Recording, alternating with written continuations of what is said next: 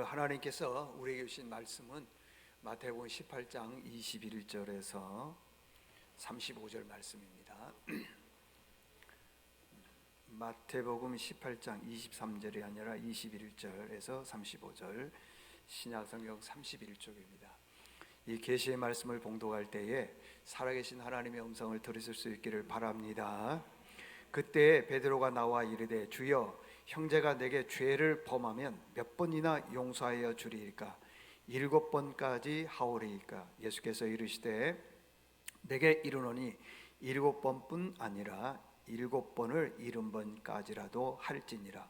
그러므로 천국은 그 종들과 결산하려던 어떤 임금과 같으니 결산할 때에 10,000달란트 빚진 자 하나를 데려오매 갚을 것이 없는지라. 주인이 명하여 그 몸과 아내와 자식들과 모든 소유를 다 팔아 갚게 하라 하니 그 종이 엎드려 절하며 이르되 내게 참으소서 다 갚으리이다 하거늘 그 종의 주인이 불쌍히 여겨 놓아주며 그 빚을 탕감하여 주었더니 그 종이 나가서 자기에게 100데나리온 빚진 동료 한 사람을 만나 붙들어 목을 잡고 이르되 빚을 갚으라 하매 그 동료가 엎드려 간구하여 이르되 나에게 참아 주소서 갚으리이다 하되 허락하지 아니하고 이에 가서 그가 빚을 갚도록 오게 가두거늘 그 동료들이 그것을 보고 몹시 딱하게 여겨 주인에게 가서 그 일을 다 알리니 이에 주인이 그를 불러다가 말하되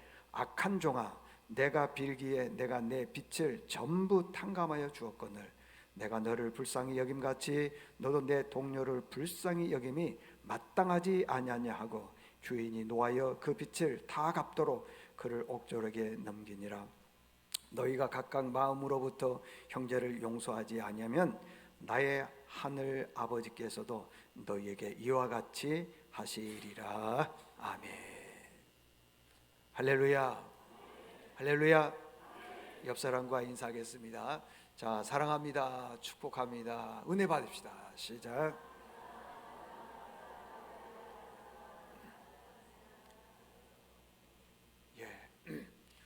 오늘은 제목이 조금 그렇죠. 정조대왕이 궁녀를 사랑한 이유라는 제목으로 말씀을 전하겠습니다. 여러분, 우리가 인생을 살아가면서 필요한 것들이 많이 있습니다. 그러나 꼭 필요한 게 뭐냐 그러면은 관대함, 관용입니다. 관용. 관용이 뭐냐 그러면은 상대방을 너그럽게 대해준다. 그게 관용인 것입니다. 근데 대부분의 사람들은 말을 할 때 보면은 상대방 의식하지 않고 자기 생각을 말할 때가 많습니다. 그렇죠? 상대방이 지금 어떤 형편과 어떤 처지에 있는지도 모르고 자기 생각대로, 자기 마음대로 자기가 생각했던 그것이 옳다고 생각해서 말하는 경우가 많이 있습니다. 근데 상대방의 형편을 모르는 거예요. 모르는 상태에서 말하다 보니까 틀릴 때가 많지 않습니까? 그래서 그 상대방 생각하지 않고 말하다 보면은 굉장히 마음의 상처도 많이 받고요, 속도 상하고 그럽니다. 근데요, 이 관대함, 관용이 있는 사람은 상대방과 대화할 때 보면은 상대방을 많이 생각하고 대화를 합니다. 아, 내가 이 말을 하면은 이 사람이 그렇게 좋아하지 않겠구나, 싫어하겠구나 라는 걸 생각하면서 말을 항상 조심한다는 것입니다.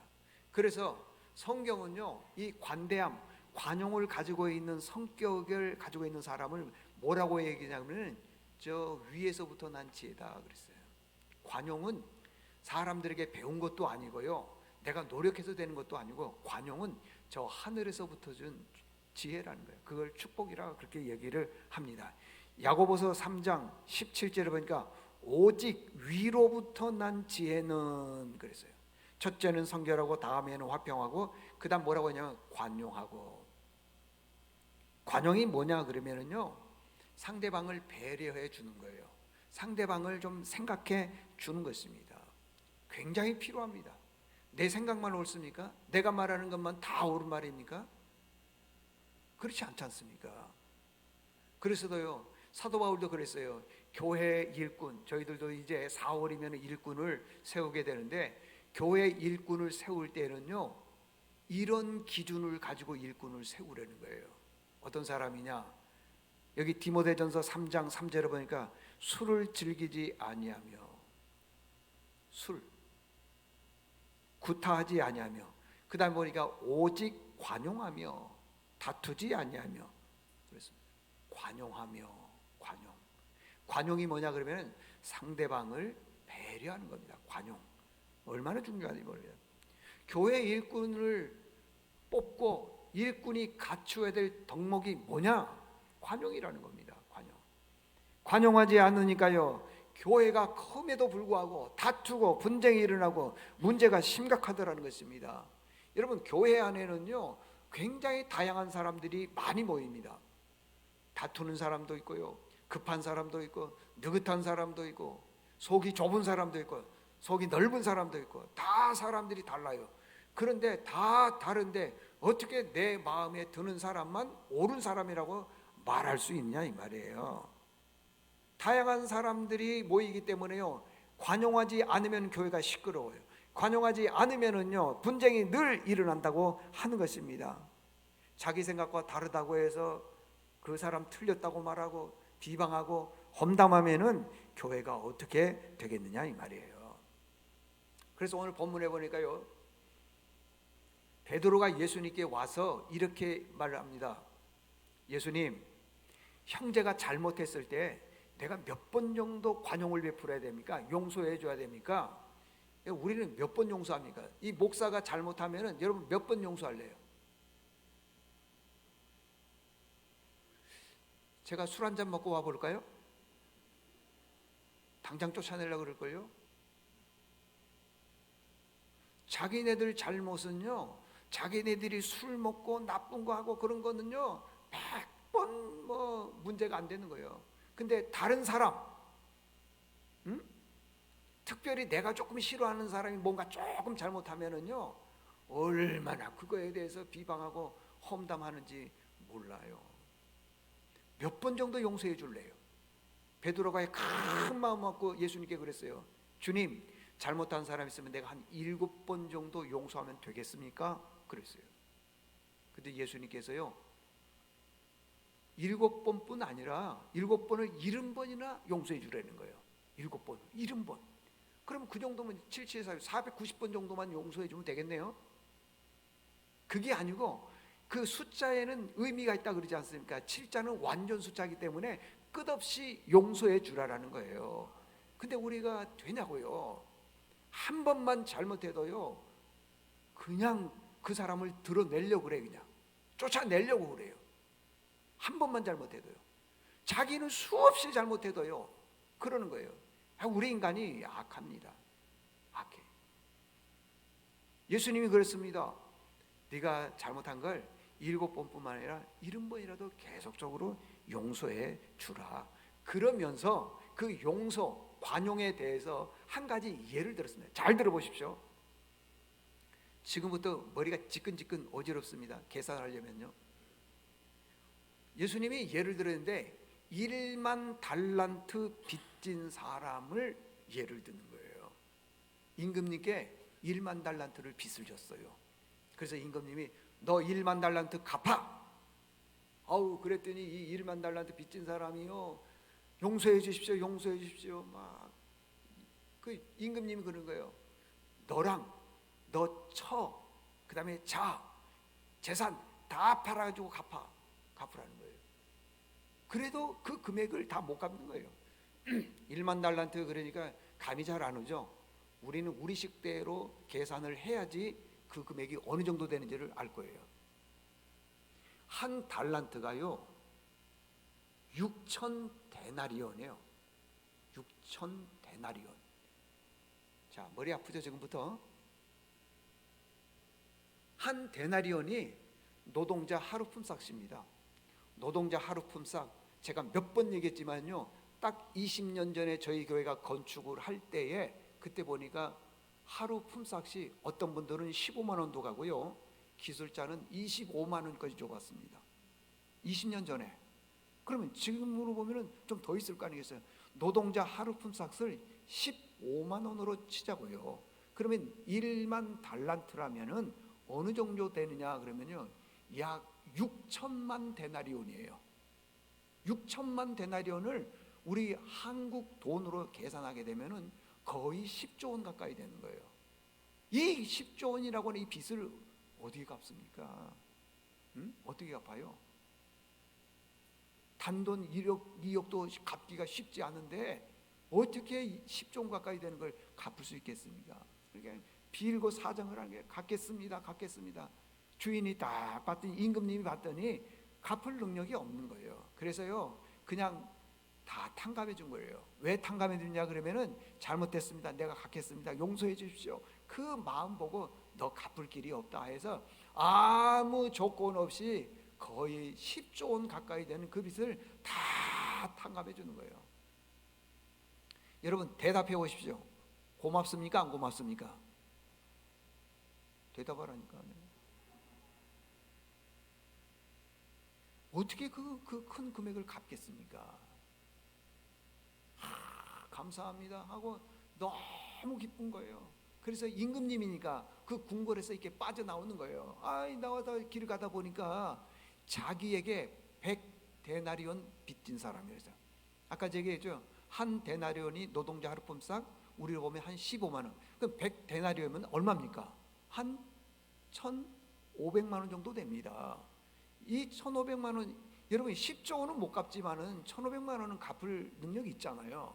그런데 그 사람에게 가가지고는요 목을 안고 말은요 목을 잡아서 원어해 보니까요 막 쪼르는 거예요. 그냥 흔들면서 소리치면서 돈 갚아 돈 갚아 그러더라는 겁니다. 자기는 10조 원 빚졌음에도 불구하고 돈 갚으라는 거예요. 여러분 몰라서 그러죠. 우리 주변에 보면요 못되고요, 잘못되고요, 죄 많이 짓는 사람이요 목사를 힘들게 하는 사람이 있어요. 또 주변에 보면은요 교회에 어떤 사람들이 힘들게 하는 사람들이 있어요. 보면 자기는 죄 하나도 안 짓는 것처럼 말이에요. 그런 사람들이 있어요. 1,500만 원, 자기는 10조 원의 빚을 탕감받았음에도 불구하고요 1,500만 원 빚진 사람이 가가지고 목을 주르고 막 욕하고 하면서 아마 막 발길질 했을 겁니다. 아마 갚으라는 거예요. 갚으라는 거예요. 근데 그 모습을 딱 보고요 뭐라고 했냐면 이 1,500만 원 빚진 사람이 내가 갚겠습니다, 안 갚는다는 게 아니에요, 갚겠습니다, 그러니 나에게 기회를 달라 그랬더니 뭐라고 그런 줄 아세요? 갚을 때까지 감옥에다가 집어넣어라 그랬어요. 참 멍청해. 아니 감옥에 있는데 어떻게 갚습니까? 감옥에 있는데 어떻게 갚느냐고요. 그러니까 감옥에까지 가둬두라. 그 모습을 보고요 그 옆에 있는 동료 친구들이 너무 안타까운 겁니다. 그래서 그 사실을 임금님께 가서 그대로 알렸던 거예요. 그랬더니 임금님이 그 1만 달란트 빚진 사람을 다시 끌고 와라. 끌고 왔습니다. 그리고 얘기를 합니다. 내가 너에게 1만 달란트 빚을 다 탕감해 주었거든. 내가 탕감해 줬으면 너도 그대로 탕감해 줘야 될 것 아니냐. 자 33절 보십시오. 내가 너를 불쌍히 여김과 같이 너도 내 동료를 불쌍히 여김이 마땅하지 아니하냐. 내가 너 빚을 다 탕감해 줬으면은 너도 이 사람 100데나리온 1,500만 원 정도 되는 이걸 갚아줘야 될 것 아니냐, 탕감해 줘야 될 것 아니냐. 왜 안 해주느냐는 거예요. 그러면서 하는 말씀이 그러니까 34절 그러니까 주인이 노하여 그 빚을 다 갚도록 그를 옥졸들에게 넘기니라 그러냐. 감옥에다가 집어넣었다는 거예요. 여러분 예수님이 이때 말씀하셨을 때가 2000년 훨씬 전이에요. 훨씬 전이에요.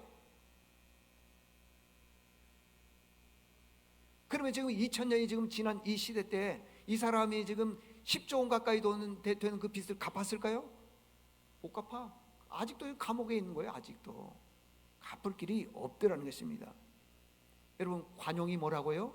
상대방을 배려해 주는 거예요. 배려. 상대방. 우리 주변에서요 크고 작은 일들이 많이 일어나는 이유는 뭐 때문이냐 그러면요 배려가 없기 때문에 그러는 거예요. 어떻게 보면은요 지금 현대 젊은이들 보면은 부부 싸움들이 그렇게 많이 일어나는 이유가 뭐냐? 배려가 없어. 남편에 대한 배려도 부족하고요, 아내에 대한 배려도 부족하고요, 옆집에 대한 배려도 부족하고, 지금 사건 사고들이 일어나는 대부분의 것들이요 배려가 부족하니까 그래요.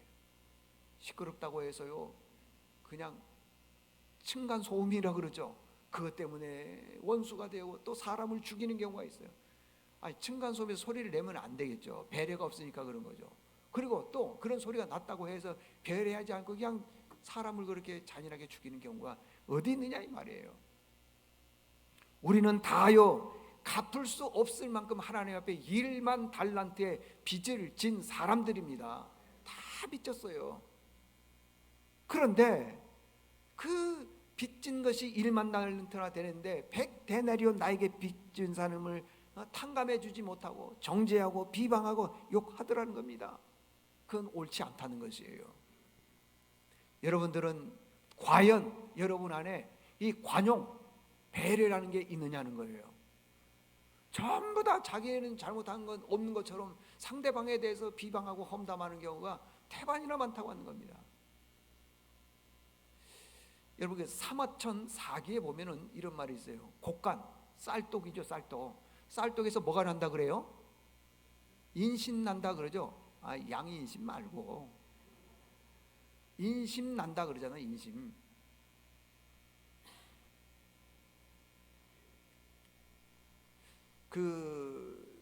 제 나라에요 전황지라고 하는 사람이 있었습니다. 이 사람이 세금을 거두는 분인가 봐요.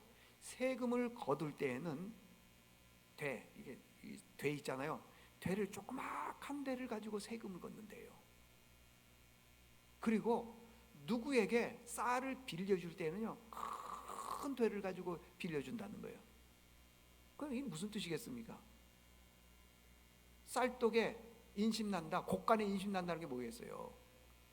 그러니까 세금을 내가 받을 것은 조금만 받고 줄 때는 풍성하게 준다는 거예요. 그러다 보니까 제 나라에 있는 모든 사람들이 전황지라고 하는 사람을 그렇게 좋아한다는 거예요. 그래서 민심을 얻은 거예요. 사람들의 마음을 얻으니까요 그 집안이요 점점 잘 되는 거예요. 잘 돼. 얼마나 그 집안이 잘 되는지요. 자식들이 잘 돼. 왜? 동네 사람들이 그 아버지의 모습을 보고 자식들을 다 축복해주고 칭찬해주는 거예요. 여러분들 우리 자녀들이 잘 되고 싶습니까? 그럼 어떻게 해야 될까요? 나부터요 그 관용의 마음, 배려의 마음이 있어야 됩니다. 그게 없이는 자녀들의 앞길이 막힐 수가 있습니다. 우리가 아무리 힘쓰고 애써서 돈 모아도요 생각지 않는 것에 돈이 펑펑 나가버려. 저는 목회를 하기 때문에 그런 걸 참 많이 봅니다. 근데 본인들은 또 못 깨달아. 참 신기하죠? 못 깨달아. 근데요 관용을 베풀거나 너그러운 마음을 가지고 있는 사람은 당대 본인은 좀 가난하게 살지 모르지만 자식들이 잘 돼요. 잘 돼요. 하나님은 살아계신 하나님이신 줄로 믿습니다. 하나님은 그런 사람들에게 관용을 베푼 사람들에게 은혜를 베푸는 거예요. 조선의 22대 왕이 정조왕입니다. 정조의 아버지가 누구냐 그러면 사도세자고요. 사도세자의 아버지는 영조입니다. 영조가 21대 조선의 왕이었는데 그 영조 왕이 자기 아들 사도세자를 뒤지 있잖아요. 뒤지 그 쌀 곡간 있잖아요. 그 쌀 넣은 그곳에다가 집어넣어 가지고는 망치질해서요 8일 동안 그 뒤지 안에 집어넣었다가 굶겨 죽여버렸어. 어떻게 아버지가 자식을 굶겨 죽이냐는 거예요. 이유가 뭔 줄 아십니까? 영조왕 주변에 있는 대신들이 음모를 꾸미어서 사도세자를 죽였다고, 자기 아버지를 죽였다고 그의 아들 정조는 믿는 거예요. 정조대왕이 가계도 한번 띄워주시겠어요? 영조가 있습니다. 영조의 아들이 사도세자죠. 그리고 해경궁 씨하고 결혼해서 정조를 낳았습니다. 이 정조는요 그렇게 생각을 하는 거예요. 우리 아버지를 죽인 사람이 그의 할아버지 정조가 아니라 주변에 있는 대신들이 음모를 꾸며서 우리 아버지가 굶어 죽었다. 그러니까 얼마나 그 주변에 있는 대신들이 믿겠습니까? 1776년 영조가 승하 세상을 떠나고 나서 그 이듬해에 정조가 왕으로 됩니다. 왕이 되고 나서부터요 얼마나 힘든지요. 정조가 11살 때에 결혼을 하는데 세손빈 씨하고 결혼을 합니다. 그런데 이 정조가 세손빈을 싫어하는 것은 왜 싫으냐 그러면은 세손빈의 아버지 김시묵이라는 사람인데 이 사람은요 자기 관직을 이용해서 매관매직하는 거예요. 아시겠죠? 관직을 돈 받고 사고 팔고 그러고 또 이중 인격자예요. 그래서 그의 딸 세손빈 자기 부인임에도 불구하고 싫어하는 거예요. 결혼을 했음에도 불구하고 아이도 못 낳는 거예요. 그래서 거리가 먼 상태예요. 그렇게 힘들게 살아가고 있는데 어느 날 이 정조에게 있어서 기가 막히게 눈에 들어온 한 여인이 있었다는 거예요. 그 여인이 누구냐? 자기 어머니 해경궁 씨를 뒤에서 다 수발해주던 궁녀 성덕임이라고 하는 그 궁녀를 보게 되는 거예요. 무슨 일이 있을 때마다 힘든 일, 어려운 일, 좋은 일 있을 때마다 늘 아들은 어머니에게 찾아가죠. 해경궁 씨에게 찾아갈 거 아니겠어요. 가면서 보니까 그 자기 어머니를 시중드는 그 궁녀를 봤다 이 말이에요. 눈에 들어왔는데 그 궁녀가 얼마나 귀한지요. 정조실록에 보게 되면은 정조가 직접 글을 썼는데 이렇게 얘기를 해주고 있습니다. 용모가 깨끗하고, 깨끗하다는 것은 단장하다는 그런 뜻이 아니고 옛날에는 예쁘다는 표현이 그렇게 없었으니까 예쁘고 그 말이에요. 예쁘고 용모가 깨끗하고 단정하고 성품이 단아하고 그러면서 좋은 건 다 갖다 붙이는 거예요. 뭐라고 얘기를 했냐 그러면요 인자하고 온화하고 따뜻하고 기가 막히고 세상에 그런 여인이 어디 있어요? 그래서 그 여인을 더 어머니 보러 가는데 그 여인을 보는 거예요. 어느 날부터는요 핑계는 어머니고 누구 보러 가는 거예요? 성덕임 그 여인을 보러 가는 거예요. 참 기가 막히죠. 그리고 난 다음에 어느 날 장차 이 나라의 왕이 될 열 몇 살 때 이 정조가 찾아가서 그러는 거예요. 나의 후궁이 되어다오 라고 간청을 하는 거예요. 결혼 청혼을 하는 거예요. 여러분 만약에 왕의 후궁이 되면은요 그의 인생은 180도로 바뀝니다. 부귀와 영화와 권력을 가지고요 자기 친정집 식구들 갖다가 다 관직에 오를 수 있게 만든 그런 힘이 있어요. 얼마나 좋습니까? 그런데 이 성덕임이라고 하는 여인이 그 정조왕이 청혼을 하는데 간청을 하는데 눈물을 흘리면서 나는 후궁이 되지를 못합니다. 왕의 명을 따를 수가 없습니다. 그리고 거절을 하는 거예요. 정조가 얼마나 속이 상하겠어요. 그때 당시에 왕이 될 사람의 권력은요 말 한마디에 사람을 죽이기도 하고 살리기도 할 정도로 큰 권세를 가지고 있어요. 여봐라 저 못된 여인 죽여라 그러면 죽였을 거야. 아마 여러 가지 음모를 꾸며서 죽일 수가 있어요.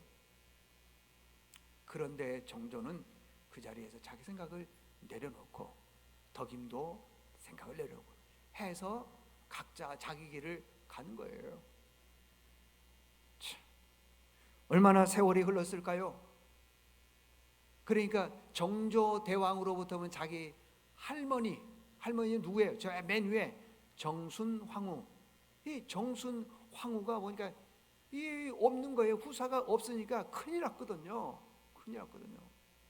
그래서 강제로 결혼을 시키는데 누구와 결혼을 시키냐 그러면은요 정조가 왕위에 있을 때 굉장히 힘들었을 그때 옆에서 도와준 사람인데 홍구경이가 있는데 홍구경의 여동생 여러분 원빈 아세요? 원빈홍 씨. 이 원빈홍 씨와 결혼을 시키는 거예요. 그래서 결혼을 했는데 이 여인이 궁에서 1년도 못 살고 그만 세상을 떠납니다. 세상을 떠나니까 또 후손이 없잖아요. 얼마나 시간이 지났을까요? 한참 시간이 지났습니다. 이때 정조 대왕이 생각나는 여인 한 사람 있어요. 누구라 그랬죠? 성덕임이에요. 성덕임. 이 성덕임이라고 하는 여인을 무려 15년 만에 다시 찾아가서 청혼을 하는 거예요. 당신이 내 후궁이 되어주세요. 그런데 두 번 얘기했음에도 불구하고 이 덕임이 자기는 후궁이 될 수가 없습니다. 그러면서 역사학자와 덕임의 말을 비춰보게 되면 두 가지 이유로 자기가 후궁이 될 수가 없다. 첫 번째는 나같이 비천한 몸에서 어떻게 이 나라의 왕이 될 사람이 태어나겠느냐. 그래서 나는 부족하기 때문에 안 됩니다. 그리고 두 번째는 아직도 그 첫 번째 부인 누구요? 세손빈이라고 하는 이 여인이 아직도 아이를 낳지 못하는 그 마음의 무거운 짐 때문에 자기는 할 수가 없습니다. 그러더라는 거예요. 그래서 이제 어쩔 수 없이 다시 또 결혼을 합니다. 누구와 결혼하냐 그러면은 이번에는 세 번째는 누구요? 화빈윤 씨와 결혼하는 거예요. 그런데 이 화빈윤 씨가 결혼해서 얼마 있지 않아서 배가 불러오기 시작을 합니다. 임신했다고 온 궁의 소리가 들립니다. 소문이 들리는데 성덕임에게까지 이 얘기가 들리는 거예요. 그때서 이 덕임이라고 하는 여인이 그러는 거예요. 마음의 짐을 내려놓는 거예요. 그리고 세손빈이라고 하는 첫 번째 부인에게 대해서 미안한 감이, 죄책감이 그렇게 많지 않더라는 것입니다. 나중에 알고 봤더니 세상에 화빈윤 씨가 임신을 했는데 무슨 임신을 했냐 그러면 상상 임신을 한 거예요.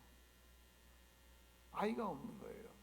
그런데 1782년 9월 7일 날 나 이거 외우느라고 혼났어요.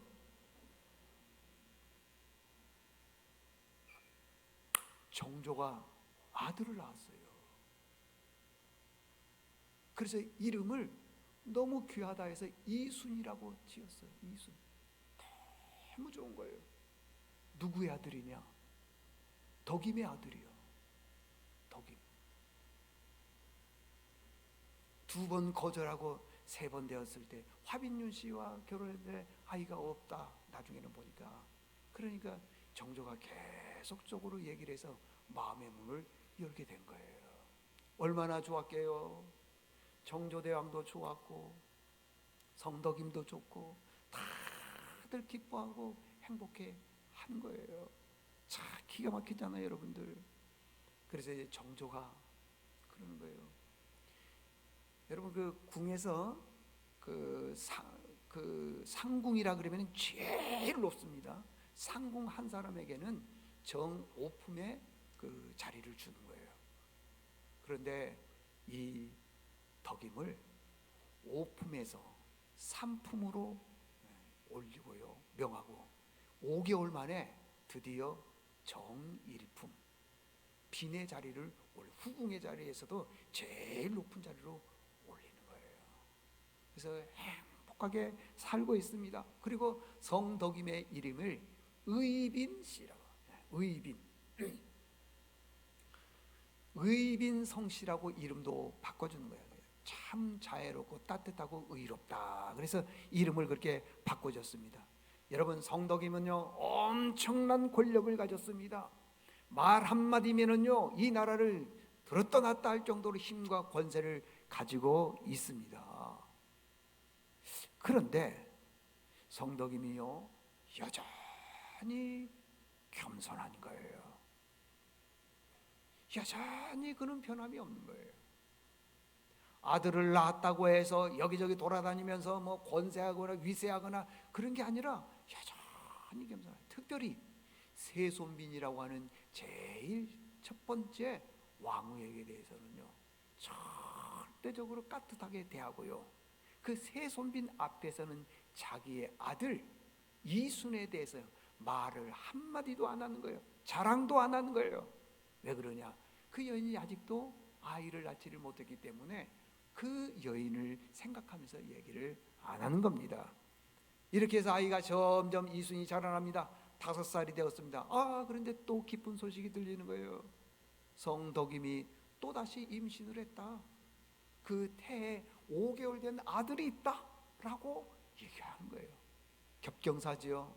얼마나 좋았습니까? 불행도 없고 근심도 없고 다 좋은 일만 있을 거라고 생각했던 그 어느 날 5살 되던 무녀세자 이순, 이름이 바뀌니까 이제 무녀세자라 그러는데, 이 무녀세자가 5살 때에 그만 세상을 떠나는 거예요. 왜 세상을 떠나느냐? 홍역으로 세상을 떠나는 거예요. 그때 당시에는요, 홍역에 걸리면 약이 없기 때문에 다 죽습니다. 얼마나 마음이 아픕니까? 어머니로서요, 모든 머리도 풀고 대성통곡하면서 아들아 소리를 지르면서 누가 이 궁궐 안에 홍역을 데리고 왔느냐, 잡아서 다 죽여라, 그렇게 말을 해야 될 그 성도김이요, 눈 하나 깜빡하네요. 눈물도 흘리지 않아요. 좀 자세를 누려요.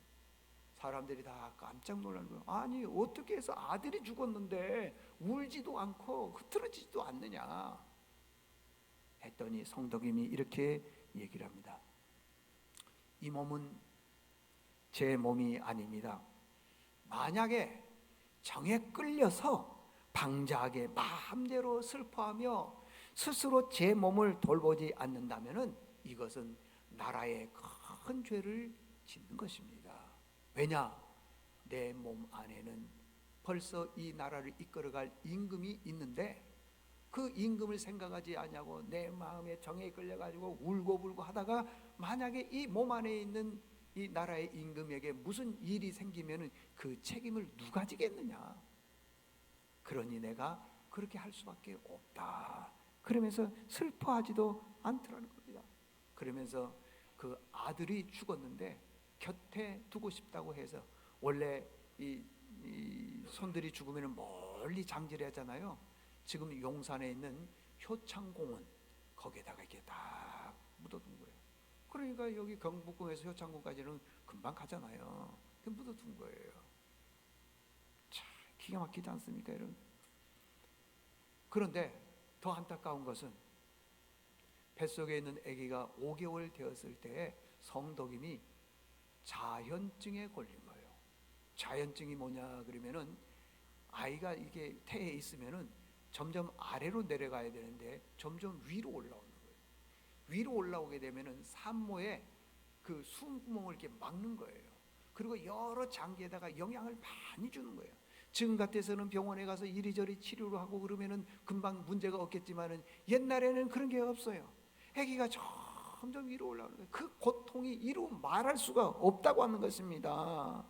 그럼에도 불구하고요, 이 성덕임은 정조 앞에서 늘 바른 자세요. 행동이 흐트러지지 않는 거예요. 결국요, 임신 9개월 되었을 때 뱃속에 태아를 안고 그만 성덕임이 세상을 떠납니다. 여러분들, 정조가 한낱 궁녀에 불과한 시녀 성덕임을 그렇게 사랑했던 이유가 뭔 줄 아십니까? 성덕임에게는 다른 여인이 갖지 않는 관용이 있었어요. 관용, 배려가 있었다는 거예요. 배려. 그걸 보고 왕이 마음에 큰 감동을 받았다고 하는 것입니다. 여러분 안에는 관용이 있습니까? 구역 식구들 한번 돌아보십시오. 아니면은 각 여전도의 남성교육을 한번 돌아보십시오. 내 마음에 안 들면은 왜 그렇게 말들을 많이 하는지. 가족들 한번 보십시오. 여러분 친척들, 사촌들 한번 보십시오. 내 마음에 안 들면은요, 가지도 않아. 명절이라고 해도 가지도 않아. 누구 만나려고 하지도 않아. 내가 예수 믿었으면 예수 믿지 않는 사람들과 뭔가가 조금 달라야 되는데요, 형제들과의 관계가 좋은 관계를 누리는 사람이 그렇게 많지가 않아. 교회 다님에도 불구하고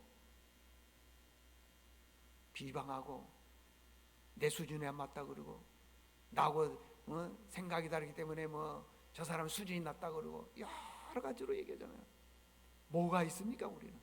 우리는 하나님 앞에요 1만 달란트 갚을 수 없는 빚을 졌습니다. 그런데 그 모든 빚들을 하나님께서 아들 예수 그리스도 한 번을 통해서 다 갚아줬는데 왜 우리는 우리 주변에 있는 형제들, 가족들, 친척들 그런 사람들에 대해서 이렇게 관용을 베풀지 못하고 왜 그렇게 말들을 맨날 자기만 옳은 선생질만 하냐 이 말이에요. 네? 그건 옳지가 않다고 하는 것입니다. 내 안에 이 관용이 없어서 그래요. 상대방을 배려하고 상대방을 귀하게 여기는 마음이 없기 때문에 그렇다는 것입니다. 여러분 한번 생각해 보십시오. 한 나라의 대왕, 정조 대왕이 한낱 궁녀에 불과한 시녀를 사랑한 이유가 뭡니까? 바로 그 안에 관용이 있었기 때문에 그래요. 관용. 남을 위로해주고 생각해주고 그게 있어야 된다는 것입니다. 여러분들 잘 되고 싶습니까? 자식들도 잘 되고 싶습니까? 어떻게 해야 될까요? 제발 이제는요 남 평가 그만하세요. 내 평가는 하세요. 자기 스스로의 나는 이런 사람이다 좀 평가하세요. 맨날 누구는 어떻고 누구는 어떻고. 아니 우리가 신앙생활을 몇십 년을 했으면은 좀 변화가 있어야 되는데 없어 보면은 이런 설교하고 나도 며칠 지나고 나면 다 잊어버릴걸요. 또 누구는 어떻고 누구는 어떻고. 이제 2024년도에는 내 이 목사의 귀에 그런 그 말들이 안 들리기를 저는 많이 기도할 거예요. 많이 기도할 거예요. 제발 좀 어떻고 하지 마세요. 누가 자랑하면은요 그냥 칭찬해서 아, 그래 잘됐다 좋다. 다음 날 칭찬하면은요 더 그래 더 좋은 일 있으면 좋겠다. 자꾸 더 칭찬해줘 보세요. 그러면 그 칭찬이 그 사람에게 안 머무르면은 성경에 보니까 내게 온대요. 내게 그 칭찬이 예? 누구는 어떻고 누구는 어떻고. 그러니까 맨날 외롭게 살고 힘들게 살고 남 손가락질 받고 사는 것 그거 아니겠습니까 여러분들. 이제는 좀 넉넉해져야 돼. 여러분들 예수님께서 베드로에게 그렇게 얘기를 했어요. 7번씩 70번이라도 용서해 주라. 끝없이 용서해 주라 그랬어요. 누가 자랑하면 끝없이 칭찬해 주고요. 누가 외로우면요 끝없이 그 사람을 위로해 주십시오. 그러면은 하나님께서 우리에게 많은 복을 주시는 것이에요. 여러분들 꼭 관용을 베푸는 믿음의 식구들 될 수 있기를 바랍니다. 하나님 아버지 감사합니다. 우리가 이 땅에 살아나가면서 예수를 믿는다고 하면서 우리 안에 관대함이 없습니다. 너그러움이 없습니다. 이제 말씀을 들었사오니 주님 꼭 너그러움을 갖는 믿음의 식구들 다 되게 도와주시옵소서. 예수님의 이름으로 기도드리옵나이다. 아멘.